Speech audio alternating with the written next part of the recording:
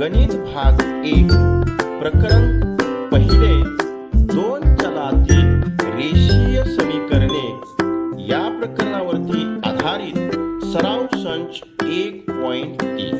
Okay, तर सराव संच 1.3 हा सोडवण्या अगोदर तुम्ही जर माझे चॅनेल अद्याप सबस्क्राइब केले नसेल तर सबस्क्राइब करा, बेल आयकॉनवरती क्लिक करा, म्हणजे मी बनवलेले नवीन शैक्षणिक व्हिडिओज आपल्यापर्यंत लगेचच पोहोचवतील आणि त्या सर्व व्हिडिओंचा तुम्हाला भरपूर असा फायदा होईल. ओके, चला तर मग पाहूया आपण सराव संच 1.3 मधील प्रश्न पहिला.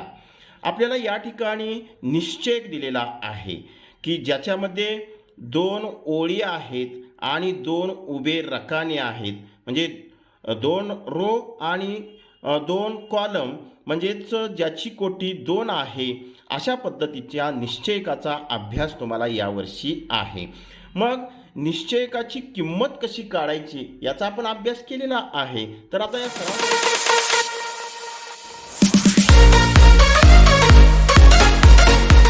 पहिला प्रश्न आहे की जो कृतीवरती आधारित आहे तो आता आपण सोडवूया. ओके, तर या ठिकाणी प्रश्न पहिला 3 गुणिले चौकट. बघा 3 गुणिले चौकटीत किती येणार आहे? 5 येणार आहे, वजा चौकट गुणिले 4 म्हणजेच 2 गुणिले 4 या चौकटीमध्ये 2 येणार आहे. आता 3 5 15 या खालच्या चौकटीमध्ये 15 येणार आहे आणि हे 4 2 8 या ठिकाणी आहेत. ओके, आता 15 वजा 8 म्हणजेच किती येणार आहे? 7. अशा पद्धतीनं हा पहिला जो प्रश्न होता कृतीवरती आधारित तो झालेला आहे. तर आता प्रश्न क्रमांक 2, खालील निश्चयकांच्या किमती काढा, असा आपल्याला प्रश्न दिलेला आहे. वरती आपण कृती सोडवली त्याच पद्धतीने हे खालचे निश्चयक आपल्याला काय करायचे आता त्यांच्या किमती काढायच्या आहेत. पहिला निश्चय काय दिला आहे? -1 7 2 4. सुरुवातीला उत्तरामध्ये आपण दिलेला जो निश्चयक आहे तो उतरून घेऊया. -1 7 2 4. ओके, बरोबर. पहिल्या कंसामध्ये काय येणार? -1 गुणिले 4 कंस पूर्ण वजा पुढच्या कंसामध्ये 7 गुणिले किती? 2. अगदी बरोबर आहे, 7 गुणिले 2. बरोबर. -1 गुणिले 4 म्हणजेच -4 1 4 वजा 7 2 14. बरोबर. -4 वजा 14 म्हणजे स्वरूप चिन्ह आहेत, म्हणजे या ठिकाणी दोघांची बेरीज होते आणि चिन्ह मात्र आहे तेच वजा राहतं. 4 अधिक 14 म्हणजेच 18, -18. या निश्चयकाची आपल्याला किंमत काय मिळाली? -18. आता दुसरा दिलेला निश्चयक बघा काय आहे. सुरुवातीला आपण तो उतरून घेऊया. 5 वजा 7 आणि 3 0. ओके, बरोबर. या ठिकाणी पहिल्या कंसामध्ये काय येणार? 5 गुणिले 0 कंस पूर्ण वजा पुढच्या कंसामध्ये 3 गुणिले वजा 7. ओके, बरोबर. 5 गुणिले 0 म्हणजेच काय गुणाकार येणार? 0 वजा, इथं मी कंस घालतो कारण का कंसामध्ये आपल्याला वजा चिन्ह दिसतंय, म्हणजे 3 7 21 गुणाकार वजा 21 मिळतं या ठिकाणी. बरोबर. वजा कंसात वजा 21. बरोबर, वजा वजा अधिक 21 म्हणजे या निश्चयकाची किंमत काय मिळाली आपल्याला? +21. आता पुढं तिसरा दिलेला निश्चय काय आहे तो सुरुवातीला उतरून घेऊया. 7/3 पुन्हा 3/2. ओके, आणि पुढचा जो कॉलम आहे तो 5/3 आणि 1/2 अशा पद्धतीचा हा निश्चय दिलेला आहे. बरोबर. पहिल्या कंसामध्ये 7/3 गुणिले 1/2 वजा पुढच्या कंसामध्ये 5/3 गुणिले 3/2 कंस पूर्ण. बरोबर. आता 7/3 गुणिले 1/2 अंशाला गुणायचं. 7 1 7 भागिले 3 दुनी 6 वजा 5 त्रिक 15 भागिले 3 दुनी 6. बरोबर. या ठिकाणी लसावी मिळतो 6 आणि वरती 7 वजा 15 आहे. बरोबर. किती मिळणार? 7 वजा 15 म्हणजेच -8/6. 6. इथं भाग लागतो अंशाला आणि छेदाला.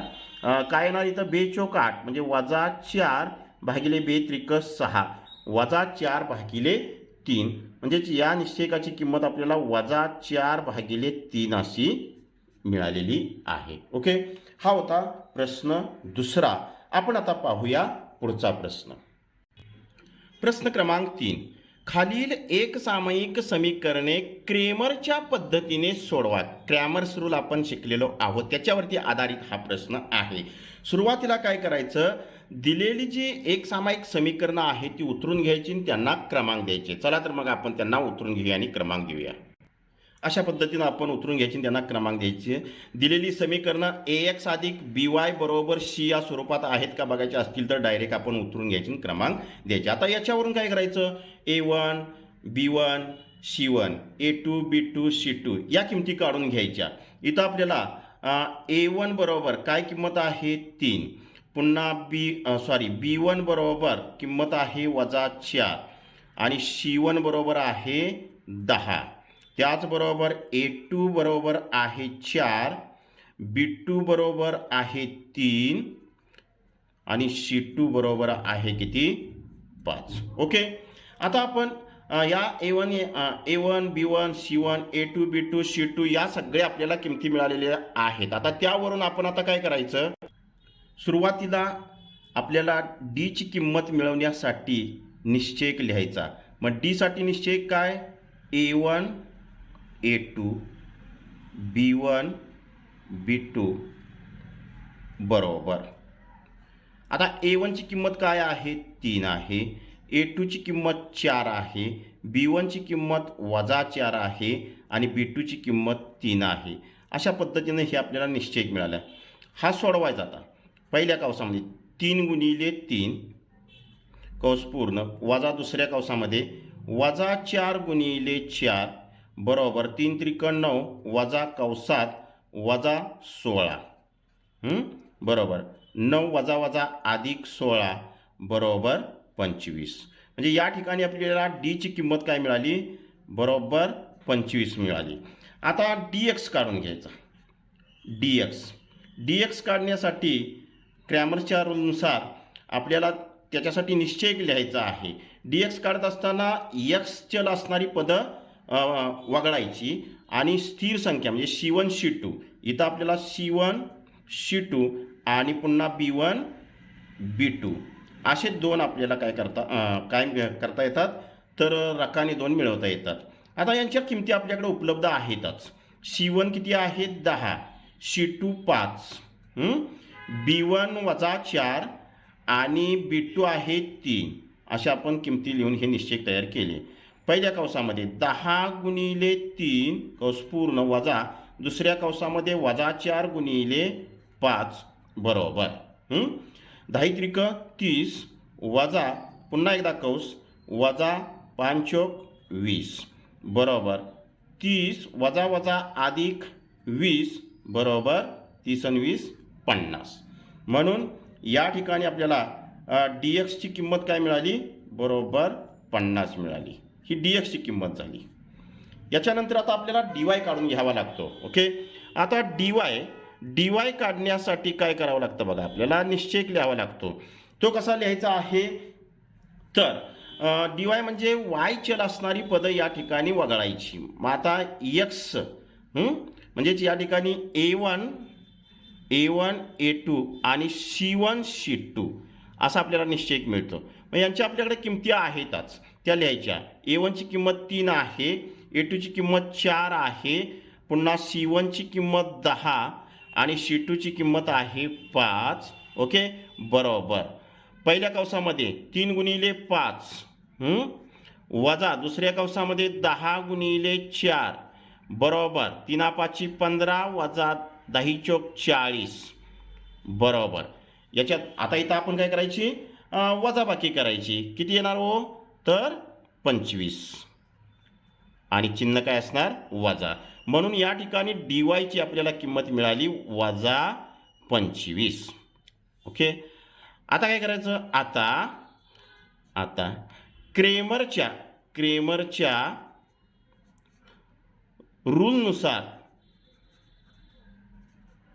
रूलनुसार किंवा क्रेमरच्या पद्धतीनुसार यक्स बरोबर यक्सची किंमत काय तर डी एक्स भागिले डी बरोबर डी एक्स आपण किती काढली आहे बघा 50 ही आपल्याला किंमत मिळालेली आहे भागिले डी किती आहे 25 भाग लावा 25 दोन्ही 50 म्हणून या ठिकाणी आपल्याला एक्स बरोबर काय मिळालं 2 ही किंमत मिळाली आणि वाय बरोबर डी वाय भागिले डी बरोबर डी वायची किंमत आपण काढलेली आहे बघा वजा 25 भागिले डीची किंमत 25 ठेवायची बरोबर भाग लावल्यानंतर आपल्याला मिळतं वजा 1 म्हणून वाय बरोबर आपल्याला मिळालं वजा 1 म्हणूनच या ठिकाणी उक्कल बरोबर एक्स कॉमा वाय बरोबर एक्सची किंमत सुरुवातीला लिहा 2 कॉमा वजा 1 ही आपल्याला मिळाली या एक सामायिक समीकरणांची उक्कल ओके।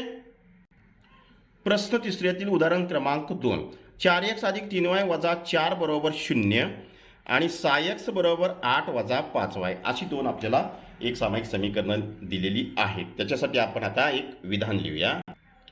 दिलेली समीकरणे ax अधिक by बरोबर c या स्वरूपात लिहू। आपल्याला तशी दिलेली नाहीत म्हणून लिहून घ्यायची। मग आता सुरुवातीचं पहिलं समीकरण काय होणार बघा 4x अधिक 3y हे वजा 4 उजवीकडे न्यायचं म्हणजे झालं काय अधिक 4 याला आपण पहिलं समीकरण समजूया। आणि दुसऱ्या समीकरणाच्या बाबतीत बघा 6x आता वजा 5 उजवीकडे आहे ते डावीकडे घेऊया म्हणजे अधिक 5y बरोबर उजव्या बाजूला 8 ठेवा आणि हे झालं दुसरं समीकरण। ही झाली दोन्ही समीकरणं ax अधिक by बरोबर c या स्वरूपात ओके। आता सुरुवातीला आपण d ची किंमत इथं आपण किमती काढून घेतो a1 बरोबर किती आहे पहिल्या समीकरणातला x चा सगुणक 4 पुन्हा b1 किती आहे y चा सगुणक पहिल्या समीकरणातला 3 पुन्हा c1 किती आहे पहिल्या समीकरणातलं स्थिर पद 4 ओके।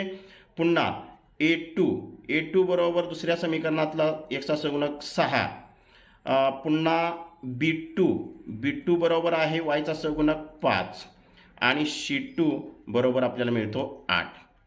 आता d ची किंमत काढूया d बरोबर याच्यासाठी निश्चय लिहूया काय येणार a1 a2 b1 b2 बरोबर a1 ची किंमत किती आहे 4 a2 ची किंमत 6 b1 ची किंमत 3 आणि b2 ची किंमत 5 बरोबर पहिल्या कंसामध्ये 4 गुणिले 5 कंस पूर्ण वजा दुसऱ्या कंसामध्ये 3 गुणिले काय मिळणार आपल्याला 6 बरोबर 4 पंचे 20 वजा साहित्रिक 18 बरोबर या ठिकाणी आपल्याला वजाबाकी मिळते 2 म्हणजे या ठिकाणी d ची किंमत आपल्याला किती मिळाली 2 ओके।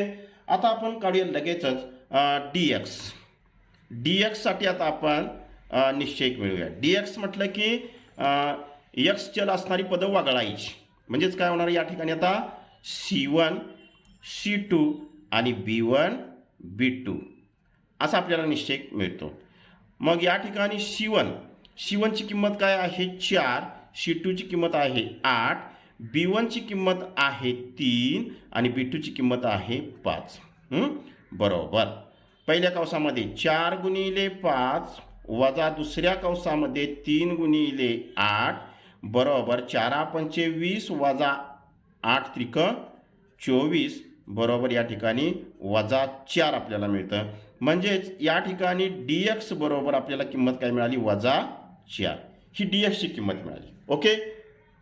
आता dy साठी आपण निश्चय मिळवूया। dy साठी dy म्हटल्यानंतर y चल असणारी पदं वगळायची म्हणजेच काय येणार a1 a2 c1 c2 बरोबर या ठिकाणी a1 4 a2 6 c1 4 आणि c2 8 बरोबर पहिल्या कंसामध्ये 4 गुणिले 8 कंस पूर्ण वजा दुसऱ्या कंसामध्ये 4 गुणिले 6 बरोबर 8 चौक 32 वजा 6 चौक 24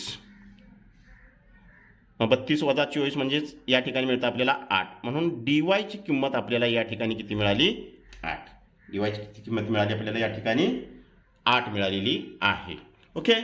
आता पुढे काय करतो आपण आता क्रेमरच्या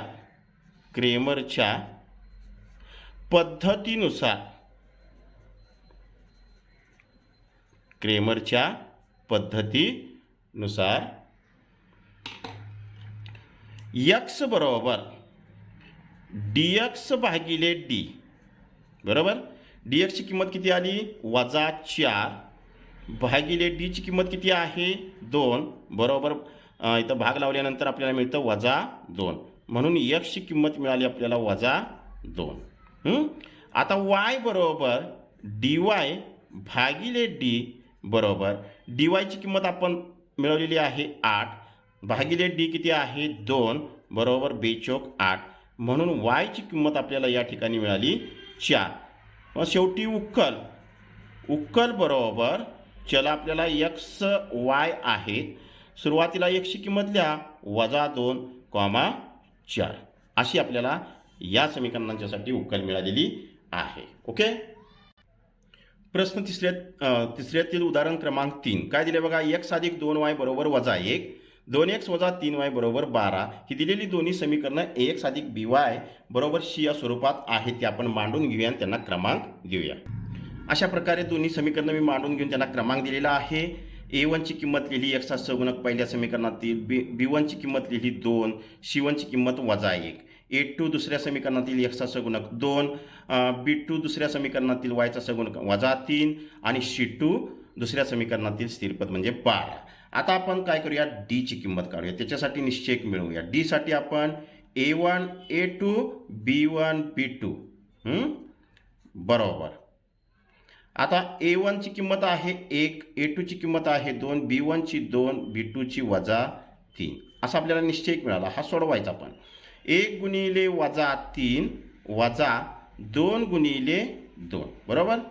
इथं गुणाकार आला -3 वजा 2 दुनी 4 बरोबर -7 मिळालं. म्हणजे d ची किंमत आपल्याला काय मिळाली -7.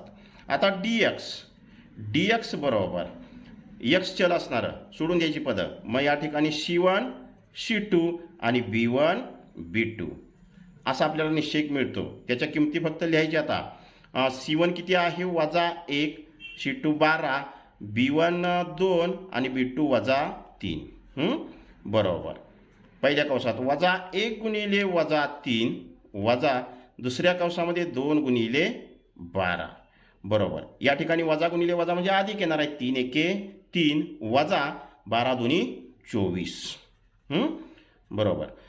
3 वजा 24 म्हणजेच -21, म्हणून आपल्याला dx बरोबर काय किंमत मिळाली -21.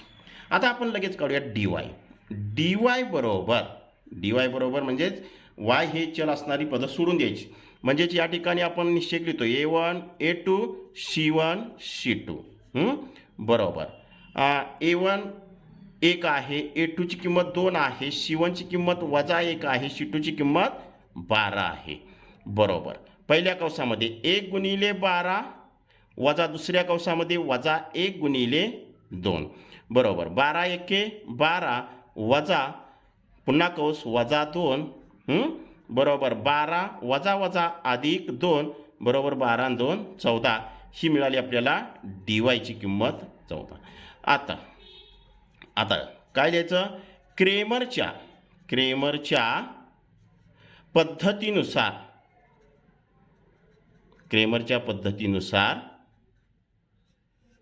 x ची किंमत काढायची. x बरोबर काय हो dx भागिले d. अगदी बरोबर आहे. बरोबर. dx ची किंमत किती काढलेली आहे आपण -21 भागिले d ची किंमत -7, वजाला वजा गेले 7 त्रिकई 21, म्हणून x ची किंमत मिळाली आपल्याला 3.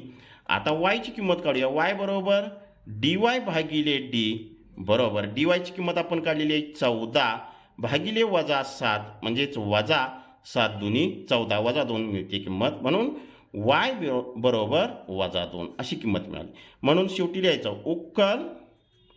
उक्कल बरोबर x, y बरोबर x ची किंमत किती आहे 3, y ची किंमत -2 अशा पद्धतीने या समीकरणांची आपल्याला मिळाली उक्कल. लगेच पाहूया आपण पुढचं उदाहरण. ओके.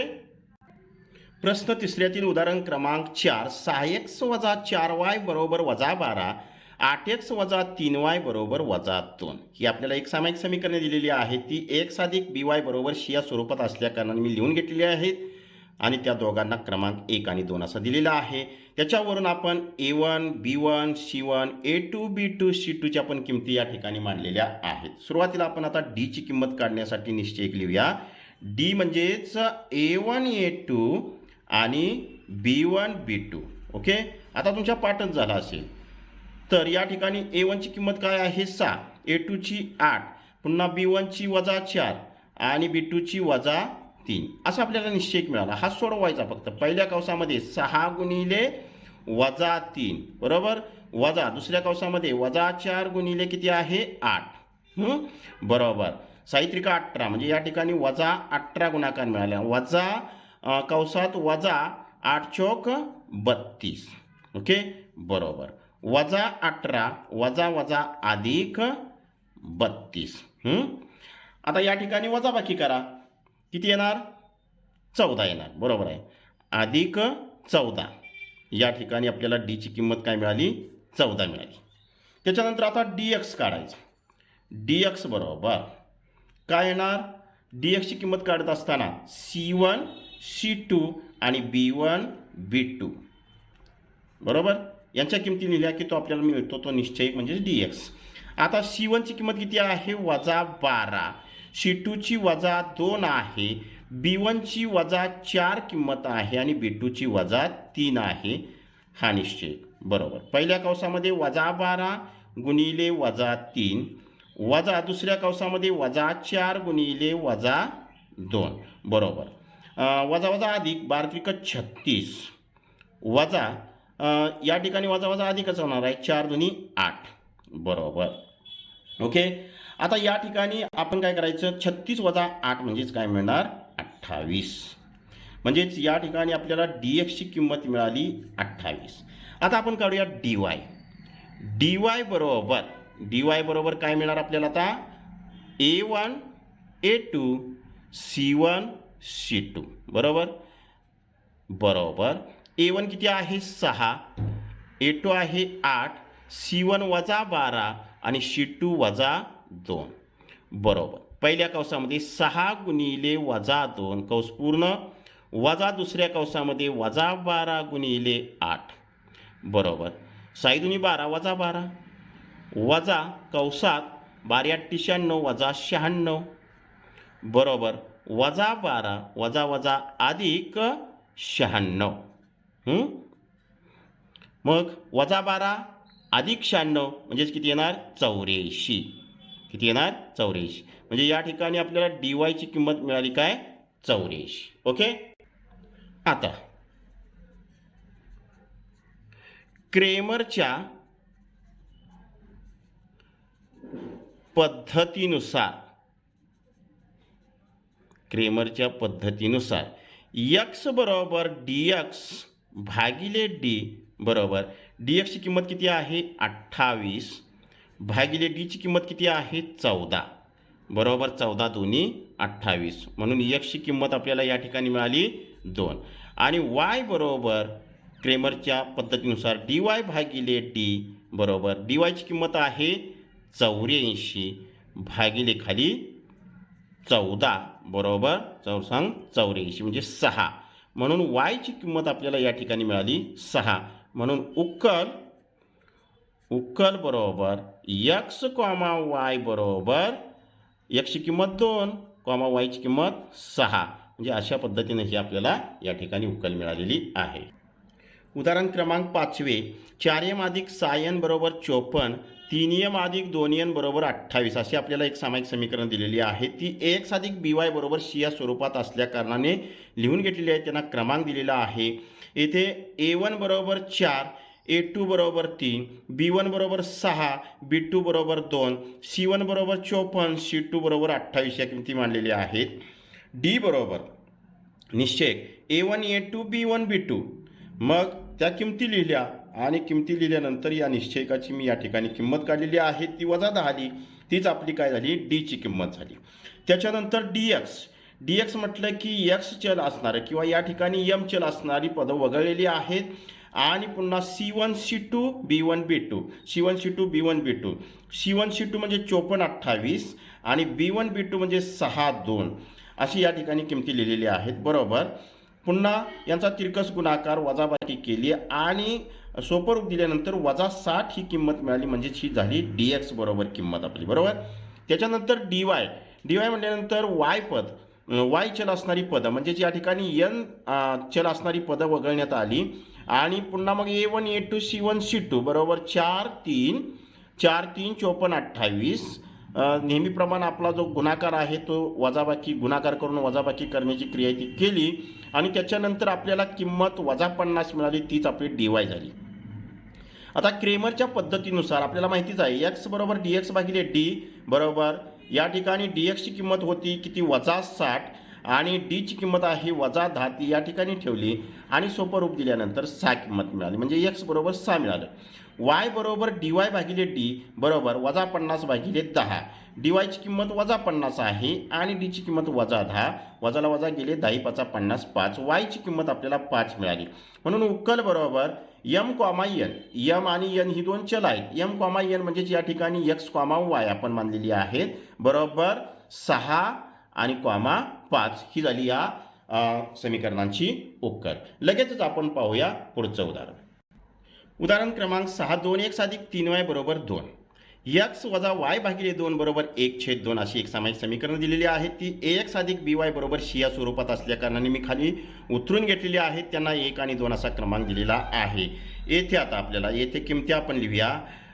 a1 बरोबर 2, पुन्हा a2 बरोबर x चा संगणक 1, पुन्हा b1 बरोबर किती आहे 3 आणि b2 बरोबर आपल्याला या ठिकाणी मिळतं y भागिले 2 म्हणजेच -1 भागिले 2 आहे बघा, वजा चिन्ह आहे. पुन्हा c1 बरोबर 2 आहे किंमत आणि c2 बरोबर या ठिकाणी किंमत आहे 1/2. ओके. आता आपण याच्यावरून d बरोबर काय a1 a2 b1 b2 हे आपल्या पाठच झालेलं आहे आता, बरोबर. a1 ची किंमत आहे 2, a2 ची किंमत आहे 1, b1 ची किंमत आहे 3, b2 ची किंमत आहे -1/2, बरोबर. 2 गुणिले -1/2 कौस पूर्ण वजा दुसऱ्या कौसामध्ये 3 गुणिले 1, बरोबर. हे 2 ला 2 निघून गेले म्हणजे या ठिकाणी -1 गुणाकार मिळतो. -3 1 3 म्हणजेच -1 -3 म्हणजेच -4 ही आपल्याला d ची किंमत मिळाली.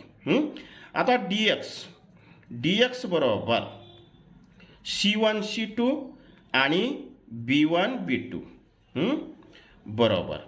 c1 c2 च्या किमती किती आहेत बघा, c1 2 c2 1/2, पुन्हा b1 3 आणि b2 -1/2, बरोबर. कौसात 2 गुणिले -1/2 वजा दुसऱ्या कौसामध्ये 3 गुणिले 1/2, बरोबर. इथं 2 ला 2 निघून गेले म्हणजे -1 गुणाकार आला, -3 या ठिकाणी मिळतो आपल्याला 2, बरोबर. बे की बे तिरकस गुणाकार केला म्हणजे -2 आणि -3 म्हणजेच -5 भागिले 2. ही कशाची किंमत मिळाली आपल्याला, dx ची किंमत मिळाली. dx बरोबर -5/2 मिळालं. आता याच्यानंतर आपण काढूया dy बरोबर a1 a2 c1 c2, बरोबर. आता a1 a2 किती आहे 2, a2 किती आहे 1, c1 2, c2 आहे 1/2, बरोबर. पहिल्या कौसात 2 गुणिले 1/2 वजा दुसऱ्या कौसात 2 गुणिले 1, बरोबर. 2 ला 2 निघून गेले, 1 आला गुणाकार, वजा बे की बे, बरोबर. या ठिकाणी मिळतं -1 म्हणून dy ची किंमत आपल्याला मिळाली या ठिकाणी -1. आता क्रेमरच्या पद्धतीनुसार